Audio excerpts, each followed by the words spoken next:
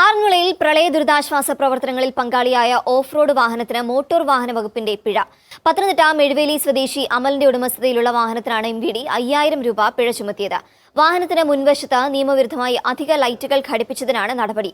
കൂടാതെ പുക പരിശോധനാ സർട്ടിഫിക്കറ്റ് ഇല്ലാത്തതിന് 2000 രൂപയുടെ വെവ്വേറെ പിഴയും ചുമത്തിയിട്ടുണ്ട്. ദുരിതാശ്വാസ മേഖലയായ ആറന്മുളയിൽ വെച്ചല്ല, മറിച്ച് വാഹനത്തിന്റെ സ്പെയർ പാർട്സുകൾ വാങ്ങാനായി അടൂരിലേക്ക് പോകുന്നതിനിടെ നടത്തിയ പരിശോധനയിലാണ് MVD വാഹനം പിടികൂടിയത്.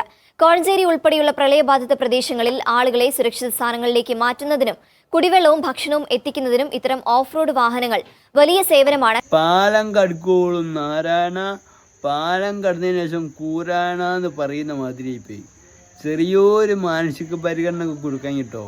എന്താ വെച്ചാല് സ്വന്തം കൈമന്ന് പൈസ എടുത്ത് ഡീസൽ അടിച്ചും കണ്ടായിരിക്കൂ ദുരിതബാധിതർക്ക് സഹായിച്ചിട്ടുണ്ടാവുക. അതിൻ്റെ ഒരു മാനസിക പരിഗണന കൊടുക്കാനും എന്താ കഥ ശരി.